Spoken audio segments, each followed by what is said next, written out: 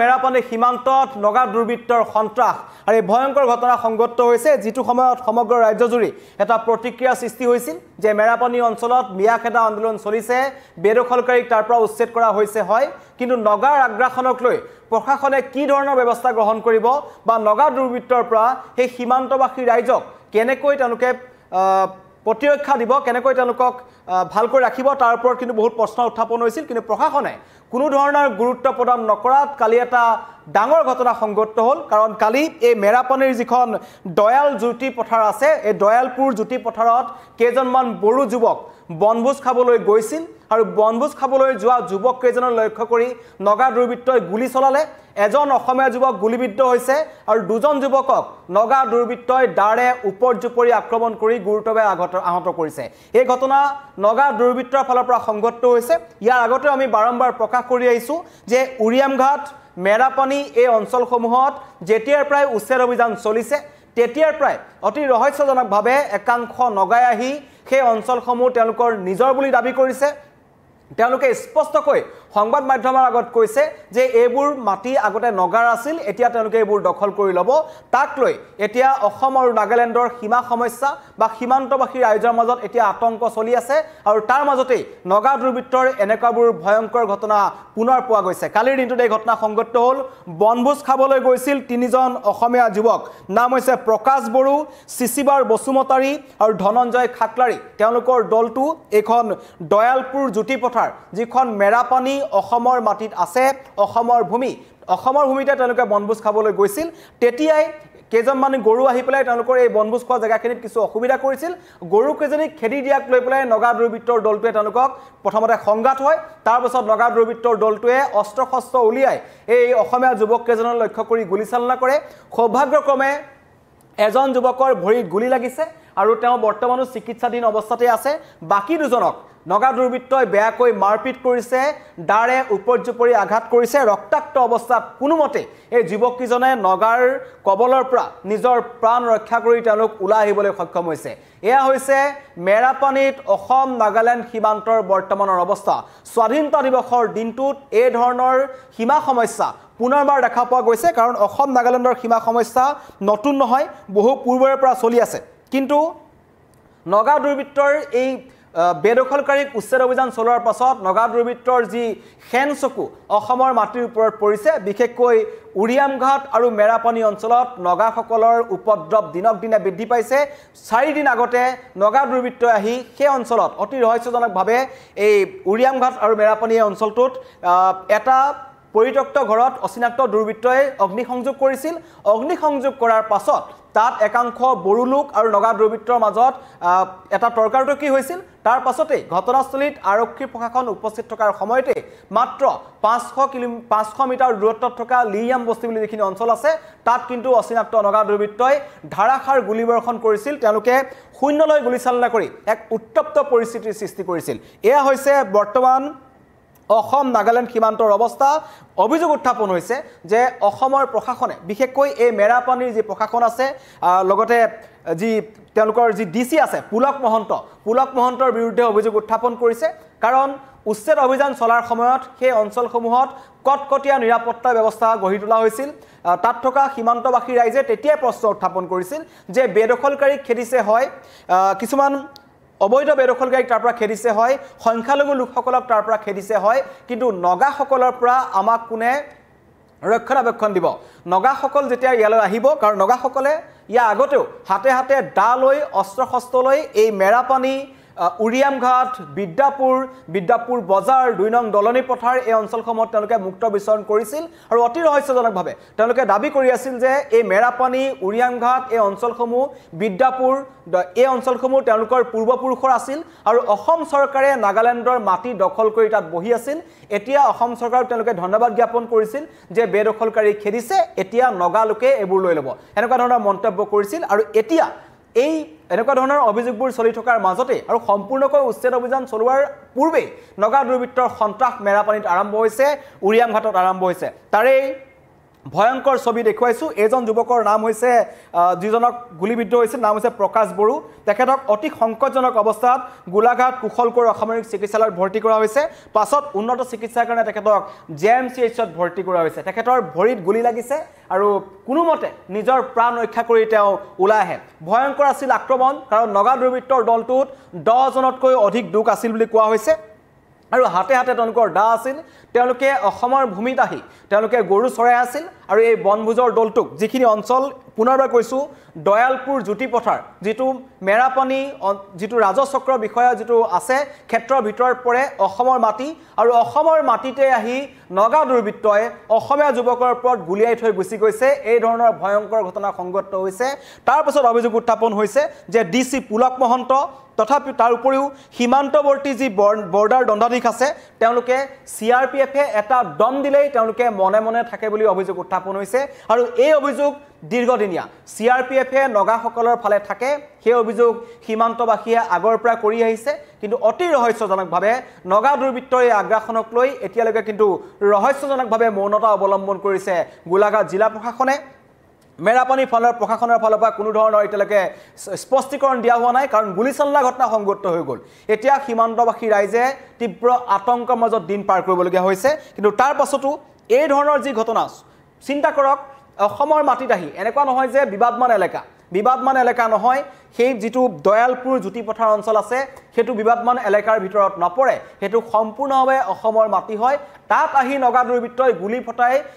নিৰ্বিঘ্নে তেওঁলোকে তাৰ পৰা আঁতৰি গৈছে। প্ৰশাসন মৌন, আৰক্ষী প্ৰশাসন মৌন, কোনো ধৰণৰ CRPFৰ ফালৰ পৰা ব্যৱস্থা গ্ৰহণ কৰা নাই। তাক লৈ কিন্তু এতিয়া আতংকিত হৈ পৰিছে সমগ্ৰ অঞ্চলবাসী। সীমান্তবাসীৰ এটাই প্ৰশ্ন,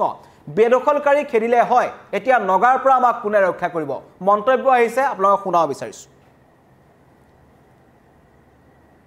পিকনিক খাবলৈ বড়ো ভাই কেইজনমান গৈছিলে। যাওঁতে নাগাই বিনা কাৰণত, বিনা দুখত তেখেতসকলক কিন্তু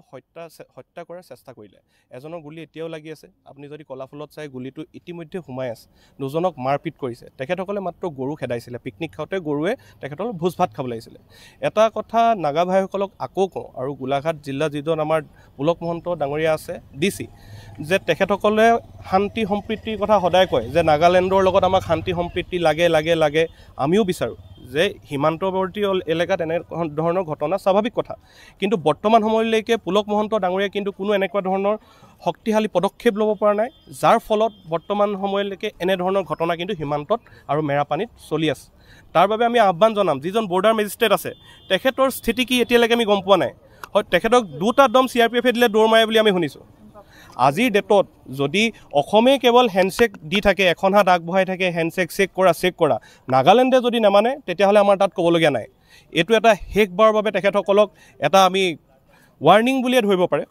বা এটা আমি কৈছোঁ তেখেতসকলক এতিয়াও বন্ধুত্বৰ হাতখন খোলা আছে নাগালেণ্ডৰ লগত। কিন্তু তেখেতসকলে নকৰে যদি দ্বিতীয়খন হাত কিন্তু প্ৰচণ্ড চৰ পৰিব। আৰু আমি বিচাৰোঁ অসম চৰকাৰে নাগালেণ্ডৰ লগত সীমান্তৱৰ্তী এলেকাত যিমানখিনি মেৰাপানী, উৰিয়ামঘাট এই অঞ্চলখিনিত কিন্তু তেখেতসকলে ভালদৰে আলোচনা কৰক। আলোচনা নহ'লে সংঘাত হ'ব। মোৰ ভনী ল'ৰা সিহঁতি 6জন গৈছিলে, নগাকেইটা 3জন আছিলে। তাৰপিছত কি হ'ল বোলে আহিব লওঁতে মানে গুলি মাৰি দিলে। তাৰপিছত এজনক এনেকুৱা মুখতে মাৰিলে, তাৰপিছত এজনক চকুতে মাৰিলে। গুলিয়াইছে, গুলি সোমোৱা আছে এতিয়াও। নগা দয়ালপুৰ ৰণী বস্তিৰ নগাটো। প্ৰকাশ বড়ো। কিন্তু 6জন আছিলে বোলে। তাৰপিছত নগাকেইটা 3জন আছিলে। 3জন নগা মানুহ, ৰণী বস্তিৰ নগাটো।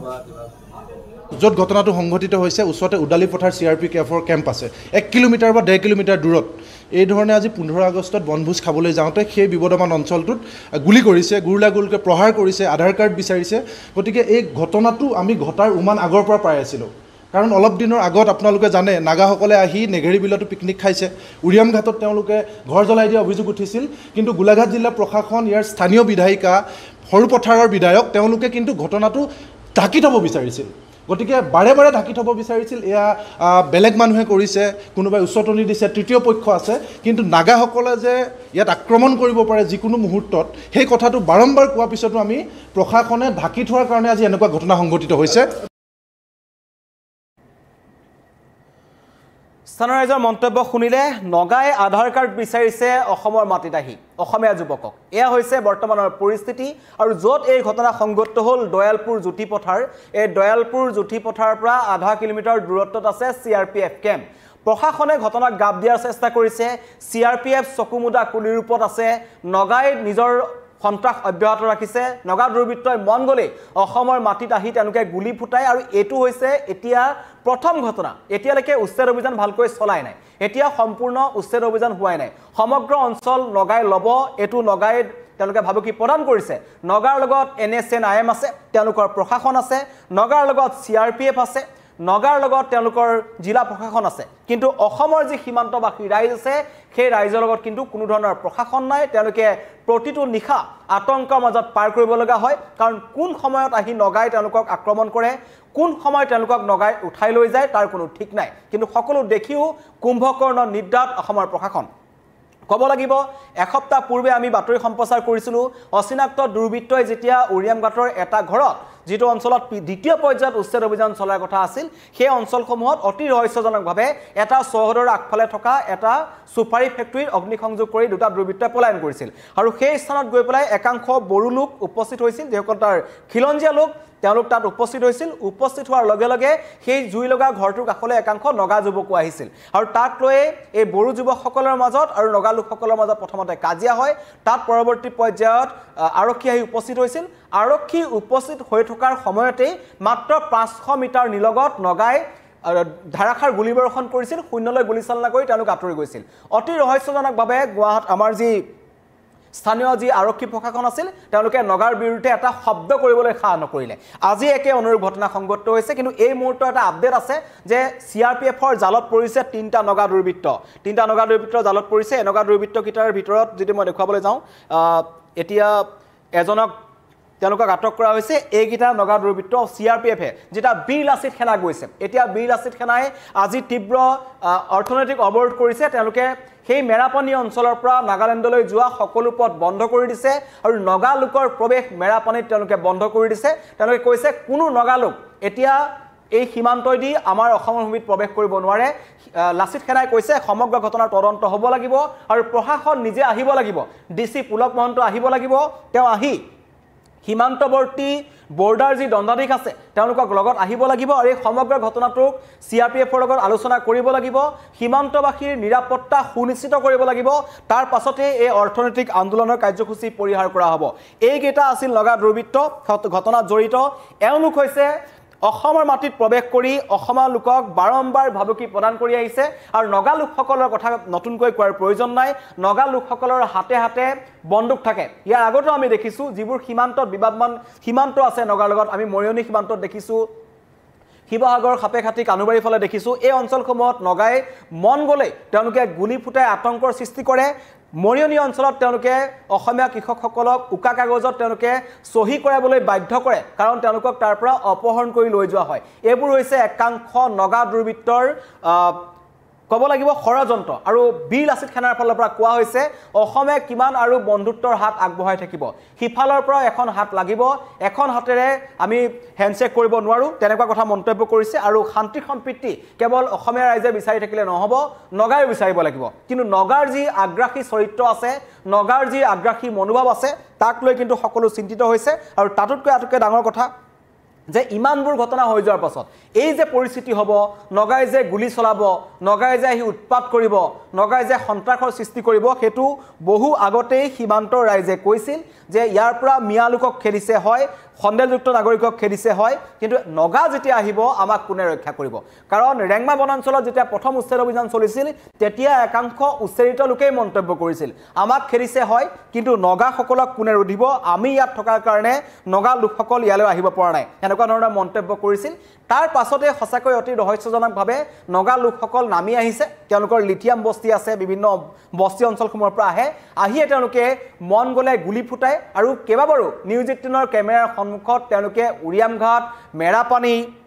দয়ালপুৰ 2 নং জ্যোতি পথাৰ এই অঞ্চলসমূহক তেওঁলোকৰ নিজৰ বুলি দাবী কৰিছে তেওঁলোকৰ পূৰ্বপুৰুষৰ মাটি বুলি তেওঁলোকে দাবী কৰি আহিছে কিন্তু এতিয়া পৰিস্থিতি ইমান বেয়া লৈ গৈছে যে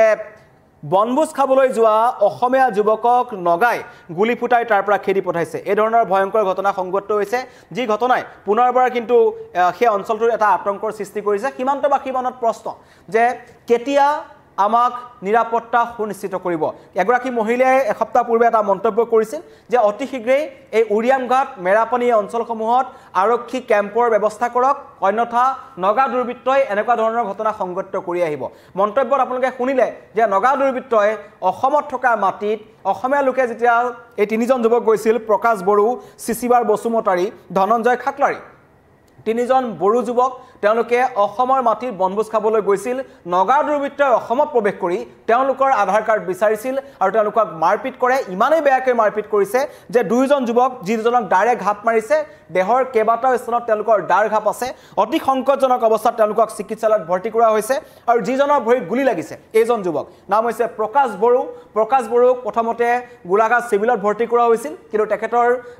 গুলিটো ভৰিত বহুত ভিতৰলৈ সোমাই গৈছে, তাৰ কাৰণে তেওঁক JMCHলৈ পঠাই দিয়া হৈছে। এতিয়া প্ৰশ্ন উত্থাপন হৈছে যে এইকেইজন খিলঞ্জীয়া অসমীয়া যুৱকৰ কি ভুল আছিল? তেওঁলোকে নাগালেণ্ডৰ ভূমিত চুৰ কৰিবলৈ যোৱা নাই, তেওঁলোকে নাগালেণ্ডৰ ভূমিত অনাধিকাৰ প্ৰৱেশ কৰা নাই, তেওঁলোকে অসমৰ মাটিত বহি আছিল আৰু অসমৰ মাটিতে এতিয়া নগাৰ উপদ্ৰৱ চলিছে। অতি ৰহস্যজনকভাৱে চৰকাৰ, প্ৰশাসন সকলো মৌন হৈ আছে। দল সংগঠনে প্ৰতিবাদ কৰিছে। আজি অৰ্থনৈতিক অৱৰোধ আছে, নাগালোকৰ প্ৰৱেশ মেৰাপানীত বন্ধ কৰি দিয়া হৈছে। ধন্যবাদ।